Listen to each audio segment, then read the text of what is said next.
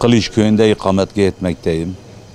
Hasankeyf'te ikamet olmadığım için biz 5 esnafa bizi hak sahibi yapmadılar. 30 senenin yukarı Hasankeyf'te esnaflık yapıyorum. Gene de sorabilirsin, benim vergi lavhamdan mevcuttur.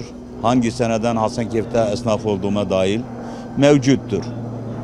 Bundan dolayı bir de 2'de 1 gelip de diyorsunuz çıkın. Tamam, çıkalım. Peki bu eşyalarımızı nereye taşıyalım? Bize bari bir yer gösterin, bize bir mekan verin, oraya taşınalım.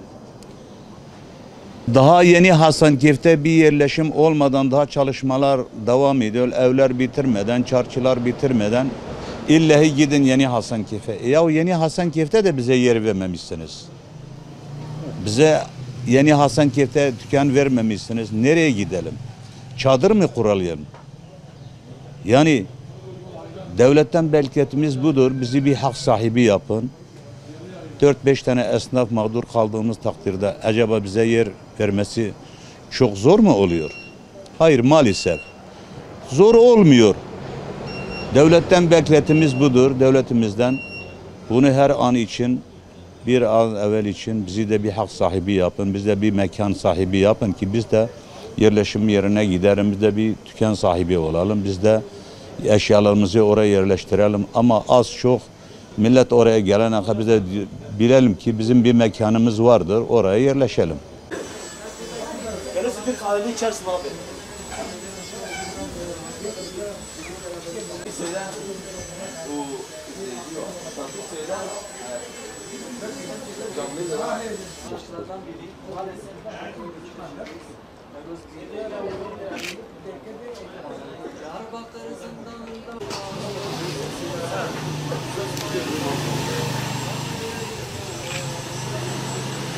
Hasankeyf'te yaşıyorum. 33 yıldır Hasankeyf'teyim. 2013 yılından beri, 2013 Ocak ayından beri aktif esnaf olarak Hasankeyf'te yaşamaktayım. Ama 2013'te yaşadığım ticari sıkıntılardan dolayı vergi kaydımı aktifleştiremedim. Vergi kaydım 2014'te aktif olduğu için ben yeni yerleşim alanında başvuru yapmama rağmen kabul etmediler ve hakkım gasp oldu. Yani ben mağdur oldum. Adalet sahibi yetkililerin bu işe el atmasını istiyorum. Ben hakkıma ulaşmak istiyorum. Bir afiş açtım. Bu işletme devlet su işlerinin zulmüne maruz kalmıştır. Duyarlı adalet sahibi yetkililerin, büyüklerimizin bu konuya el atmasını gerçekten istiyorum. Adresten dolayı kaybedenler, bekarlardan dolayı kaybedenler, dul olanlar, annesi babası yok, kuzenler, bunlar hepsi alın yani. Bunları özellikle Kim mağdursa çeksin, anlatsın ya. 1981 doğumluyum. Hasankeyfliyim. Doğma büyüme Hasankeyfliyim. Asıl sıkıntım şu şekil. Ben eski çarşıda esnaflık yapıyorum.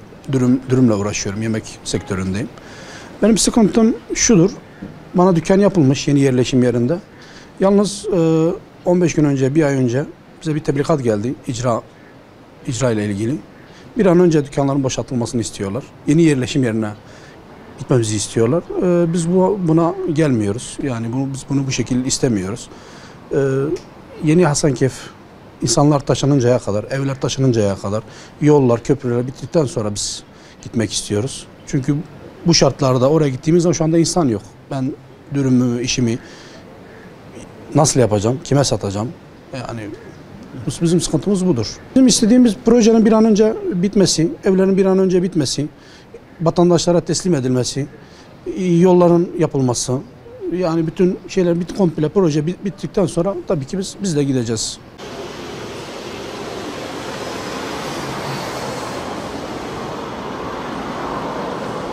Hiçbir belgemiz eksik değil ve ben 15 yıl burada esnafım, 12 yıl devletime vergi ödüyorum.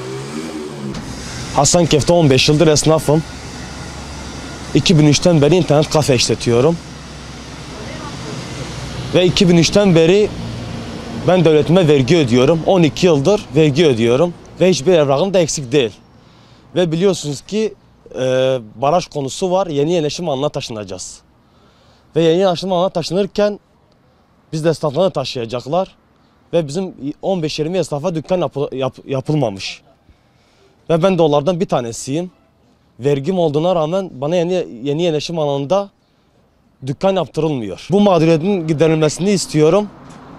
Hiçbir eksik evrağım da yok. Açma ruhsatım var. Esnaf sanatkarlara para ödüyorum. Vergi ödüyorum. Bunun bir an önce çözülmesini istiyorum. Buradan yetkililere sesleniyoruz.